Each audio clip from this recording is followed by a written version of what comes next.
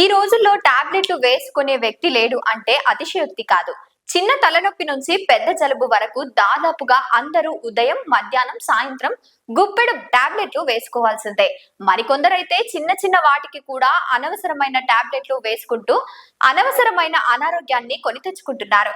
టాబ్లెట్లు వేసుకునే సమయంలో తీసుకోవాల్సిన పదార్థాలు, తీసుకోకూడని పదార్థాలు ఉన్నాయి. తీసుకోకూడని పదార్థాలు ఏమిటంటే తెలుసుకుందాం. ఆల్కహాల్ ఆల్కహాల్ టాబ్లెట్ల ప్రభావానికి ఆటంకం కలిగిస్తుంది మరియు దుష్ప్రభావాలకు ప్రమాదం పెంచుతుంది. కొన్ని సందర్భాల్లో ఇది ప్రాణాంతకం కావచ్చు. ద్రాక్షరసం, గ్రేప్ ఫ్రూట్స్ జ్యూసులోని కొన్ని పదార్థాలను కొన్ని రకాలుగా టాబ్లెట్ల పనితీరును ప్రభావితం చేస్తాయి. వాటిని ఎక్కువ లేదా తక్కువ ప్రభావితంగా చేస్తారు.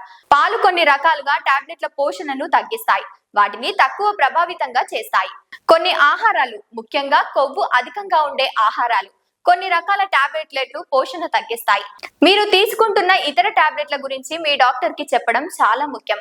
ఎందుకంటే కొన్ని కలయికలకు ప్రమాదకరమైనవి కావచ్చు. మెడిసిన్ వేసుకోవడానికి అవసరమైన సలహాలను ఖచ్చితంగా వైద్యులను అడిగి తెలుసుకోవాలి. నీరు టాబ్లెట్లు వేసుకోవడానికి నీరు ఉత్తమమైనది.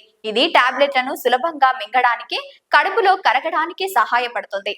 ఆహారం కొన్ని టాబ్లెట్లను ఆహారంలో తీసుకోవాలని డాక్టర్లు సిఫారసు చేస్తారు. ఇది కడుపులో చికాకును నివారించడానికి సహాయపడుతుంది. పానీయాలు కొన్ని రకాల టాబ్లెట్లను జ్యూసు లేదా పాలతో తీసుకోవచ్చు. అయితే దీనిపై వైద్యులతో, ఫార్మసిస్టులతో మాట్లాడి నిర్ణయం తీసుకోవాలి. కొన్ని టాబ్లెట్లను ఆహారంతో లేదా తిన్న వెంటనే తీసుకోవాలి. ఇది కడుపులో చికాకును నివారించడానికి, టాబ్లెట్ల యొక్క పోషణ మెరుగుపరచడానికి సహాయపడుతుంది. కొన్ని టాబ్లెట్లను ఆహారానికి కనీసం 1 గంట ముందు లేదా 2 గంటల తర్వాత తీసుకోవాలి.